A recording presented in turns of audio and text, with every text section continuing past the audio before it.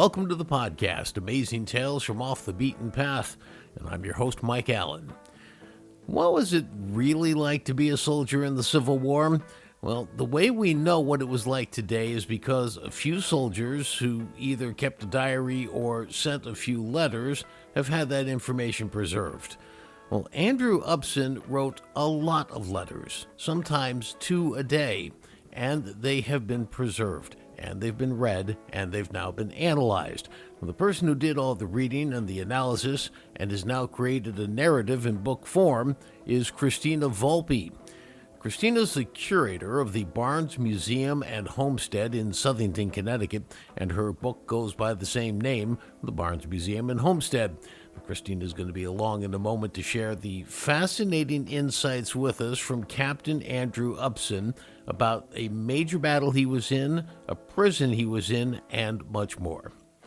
This week's trivia question: who was Diamond Jim Fisk, and what was his very close relationship to gold? Stick around after the main program for the answer, because then you're going to know the topic for next week's show.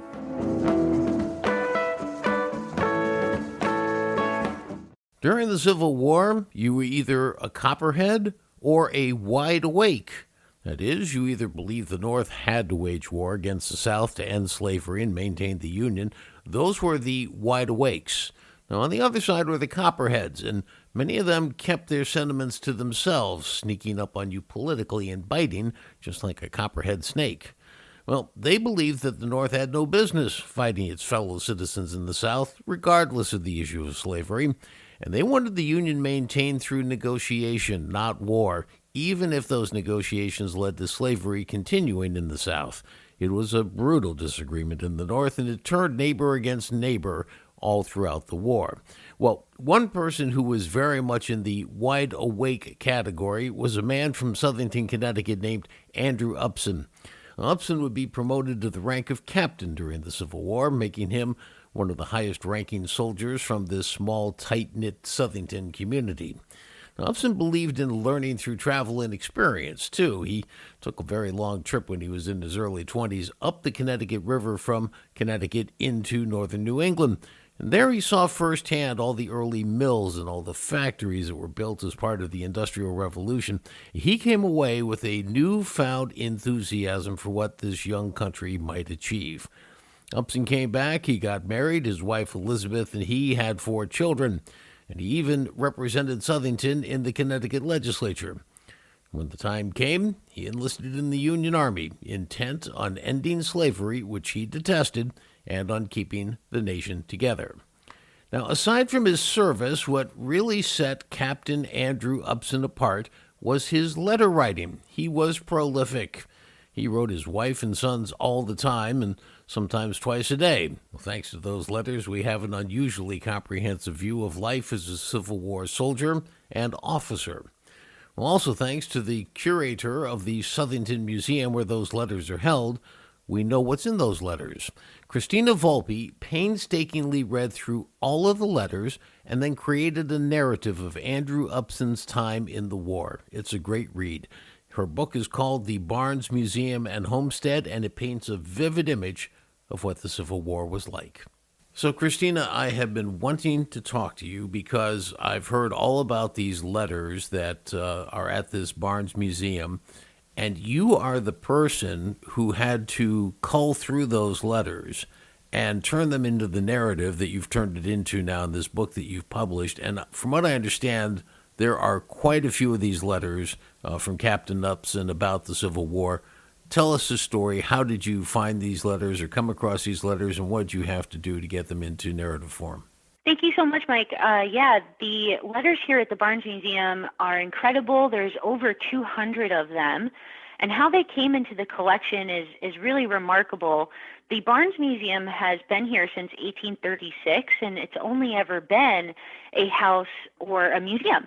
And we are now celebrating our 50th anniversary as a museum. The letters came in here because Leila Upson, Captain Upson's granddaughter, inherited all of them and kept them here at the homestead as her only piece that she had from her grandfather. He did write home at least once a day, if not sometimes twice. And after his untimely death, everyone here in the Southington community really came together to mourn him. In fact, some people say that the soldiers' monument that's on the town green here in Southington is meant to be reminiscent of him. So everyone came together and got the letters that they had from Mr. Upson and gave them to his wife, Elizabeth Gridley Upson, so that they had something to remember him by. He was very well respected in the community and very eloquent in his writing. You really get to know who he is as a man, as a father, and as a soldier. He has plenty of opinions about the war. One of the things I found remarkable, and I guess it makes sense, of course, when you think about it, he was very concerned about his wife Elizabeth and whether or not she was going to be able to maintain the farm because of all of the difficulties with the currency and inflation and everything else. So some of the letters were actually giving her tips on how to do that, weren't they? Yes, he almost parents his children and, teaches his wife how to run the farm from afar, right? He encourages her with the changing seasons to sell what she needs to in order to make it through. He tells his boys to, listen to their mother, offers a lot of wisdom about gratitude, reminding his boys that what they experience here in Southington is so different than what he's seeing on the front lines, especially when he reports from the South. I mean, the 1860s are an unruly time, and to be alone as a woman maintaining the homestead was expected of Elizabeth. But it just goes to show the kind of marriage that they had, where even though he was so distant from them and that he felt so fervently about this cause, he still cared about making sure that she was taken care of here and that his children were taken care of. She was also taking care of his ailing father, who passed away while he was on his tour. And so, he had to almost kind of trust her enough to take these reins. Now, when we think about war today and we think about the amount of money that, American taxpayers pay to keep up the Army and the kind of supplies they have, this was not the case for the Union Army in the 1860s as they're fighting the Civil War. There was a lot of scarcity. What were some of the things that he found that were particularly scarce? Yeah, so you might have heard that term greenback before, right? Eventually, it's what we end up calling U.S. currency, right? The dollar bill is green today. But for a time, a greenback also meant a green stamp, because stamps for the longest time in this country, before a unified banking system, really were a form of currency. So you get these very anxious sort of notations in some of the letters from Captain Upson in which he, says to his wife, send stamps as soon as you can. If you can't send money, send stamps, because then he can barter to get some things. If you read about the Civil War, it's pretty general knowledge that especially 1862, 1863, the Union is really feeling the pressure financially of financially supporting the soldiers, right? You got money if you enlisted, and then also ensuring that people were getting paid in a timely fashion. There really wasn't a strong mail system. There wasn't a way to really get people the things that they needed in timely fashions. So everything from money to your, the pension that you're supposed to be receiving, to clothing. He often writes about not having proper shoes or, a proper jacket, especially as things get a little hairier for him in 1863. So, yes, absolutely a tumultuous time for the Union, and it was difficult to really give the soldiers what they needed at certain points. Of course, now he's getting ready to participate in what was one of the bloodier battles of the Civil War, the Battle of Chancellorsville. And this is, if you look at the statistics, 130,000 Union soldiers versus 60,000 Confederates. So you would say, wow, there's more than twice as many Union soldiers. They were supposed to encircle Robert E. Lee's Confederate Army of Northern Virginia. And that didn't happen, and it turned into what was considered Lee's greatest victory. But, he's in this battle, and he gets into trouble early on when his group gets ambushed. Tell us what happens to him after the ambush and some of the stuff he had to go through. Yeah, one of the bloodiest battles of the American Civil War. And again, it comes down to a communication error, which, is just unfortunately part of the time, not proper communication channels being carried out on the field. Now, for Captain Upson, what happened with him and how he describes it later on is bullets whizzing by his head, him having to play dead on the field, and soldiers eventually coming up to him and kind of kicking him, robbing him. He notes to his wife Elizabeth that one of them took her photo, but not to worry, he will get another one, and describes how he had to take someone else's boots and coat. After playing dead in the field, he is discovered to be alive and taken as a prisoner. And from there, he's marched to Libby Prison, which has been known historically to be one of the worst places for soldiers to be kept, one of the worst prisons. Now, for him, we talk about the sicknesses that we see. Two of the biggest causes for concern during this time were cholera and dysentery, and both of them could come from drinking bad water, which could have been anything from river water to a stream to sometimes even fresh springs that you'd think are okay, and then also just the conditions that they were being kept in.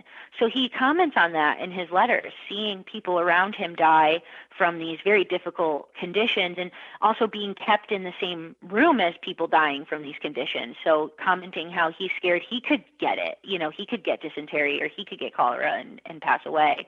Fortunately, he does not. He is let out on parole. There is what seems to be an exchange at that time, and he is released on a parole. And what happens to him is he's not allowed to go back to the field. He has to take a 2-week parole, like he's out of commission for 2 weeks. And his letters at that point kind of comment on that. I'm a soldier. I'm supposed to be on the field. I feel very weird not being on the field. And in fact, one of the most popular photos of Captain Upson that we have is him after getting out of Libby Prison, in which he comments that for nearly 2 weeks he ate nothing but scraps of bread, and that after getting out he was marched for over 20 miles. In this photograph, he looks completely drained. He's very hollow in the cheeks, and the photograph is taken not that long after his first photograph of him as a Lieutenant Upson leaving Southington. So we have these two images in the book that really juxtapose who he was when he left and who he became because of the war, which is pretty powerful, especially when you read it from his own hand. One of the things in your book that was remarkable to read about was that the Union soldiers would write home and request their wives to come down for a visit in the Southern Territory, which, posed its own challenges, of course. But as you said earlier, this was a rough and tumble time, and for women to travel by themselves was also kind of a risk. But he nevertheless wrote Elizabeth and said, hey, basically, I got no money. I'm on furlough. Why don't you come and visit? Bring $50 with you. And she did that, didn't she? She did. Yeah, I actually think it was a lot more commonplace than we think. We see it often in a lot of cultural adaptations like movies and shows of the Civil War of women who would do this, though still a questionable trip. They have this exchange in the letters back and forth a little bit before we actually can see that she came down. And a very prominent industrialist from Southington named William Clark, who owned Clark Brothers Bolt Manufacturing, was coming down that way. His brother was serving. She did make a portion of the trip with him and then did go on by herself. Based on what we can tell from the letters, she had enough money, like you said, to come down, to see him, to spend some time with them, and then they left. He also kind of convinces her to come down initially, too, where he says, this guy's got his wife and that guy's got his wife. Where's my pretty wife? When is she going to come and see me? And I think in the end, Elizabeth was probably so grateful for that because that would have been the last time that she saw her husband. I think an important thing to note here about the Civil War in general is that, especially here in the North, we did not think that the war would last that long. By the end of 1862, when the war is still kind of rolling on, there's a little bit of desperation up here because we're like, wait, we didn't think that this would last this long. And it's really taking a lot out of our community, a lot out of our spirit. So from furlough, he spends a short bit of time at Camp Abercrombie, where he's in charge of 100 POWs who are waiting to go back to their units, and he's promoted to captain. And then he is sent to Fort Harker in Alabama, in a town called Stevenson, Alabama. And here in your book, I mean, again, this is great because it drives home the point of what the strategy was for the Union Army in the Civil War, which was control the railroads. That was the main form of transportation. And they were able to do that at Fort Harker. Tell us what was going on right around the turn of the year into 1864 that Captain Upson had to go and patrol, and what happened there? Yeah, so he is watching the POWs. He has been promoted now to captain. Exactly as you said, they are tracking the rail lines. He's kind of being moved around a bit along those. So from Alabama, he later goes into Tracy City, Tennessee from there, and is taking these POWs along that rail line. Now, at this point in the war, there is a bit of desperation on the part of the South. The Confederacy has lost a bit of its organization. It's taken a couple of losses, right? Sherman's kind of march to the sea is that initial blow.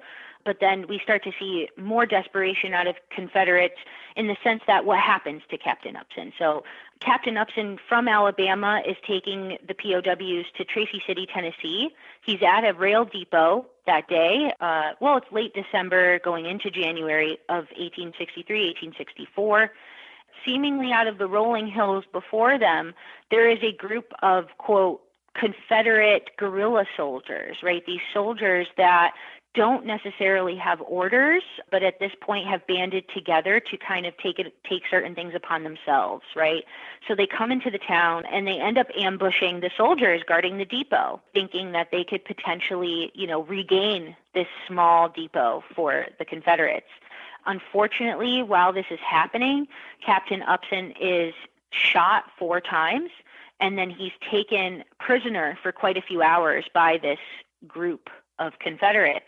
Eventually, he's let go, and he's then taken to, a camp hospital, and he survives for 2 days his gunshot wounds. People in town are reporting that, he's looking better, he's going to do better, and then unfortunately, he passes away. He was also passionate about ending slavery, and I'm just wondering how you felt when you realized that he died before he had a chance to see the war come to an end and slavery end.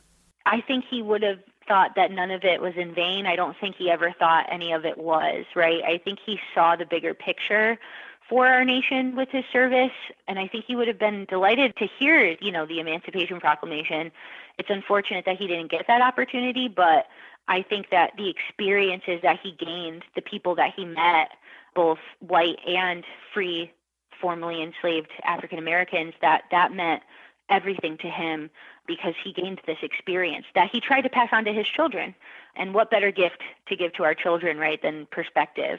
In November of 1863, just a month before he died, Captain Upson wrote a very special letter to his family because, you see, it was in October of that year that President Abraham Lincoln established the holiday of Thanksgiving.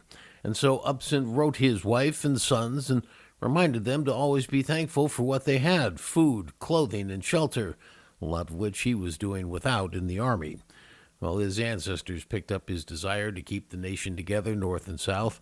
His granddaughter would end up marrying the grandson of a pro-Southerner Copperhead who had disagreed politically with Captain Upson when both had been alive.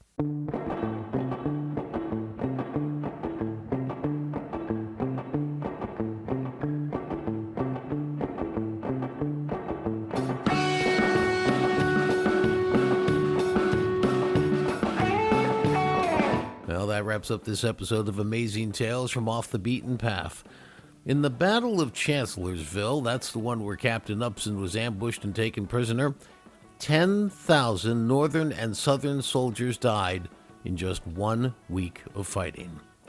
I want to thank our guest for today's program, Christina Volpe, author of the book that bears the name of the museum where she is curator, the Barnes Museum and homestead.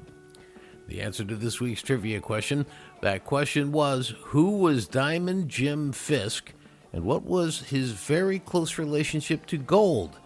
Well, the answer is he was one of the most infamous so-called robber barons from the Gilded Age of the U.S. That's the period during the second half of the 1800s. His link to gold? Well, Fisk was behind the Black Friday gold market collapse that ruined thousands of people financially. Next week on Amazing Tales, we're going to take a look at this colorful character, including his theft of the Erie Railroad and his murder at a young age following a lover's triangle involving somebody other than his wife. Amazing Tales from Off the Beaten Path is a production of True North Associates, LLC. This is Mike Allen. Be safe and stay healthy.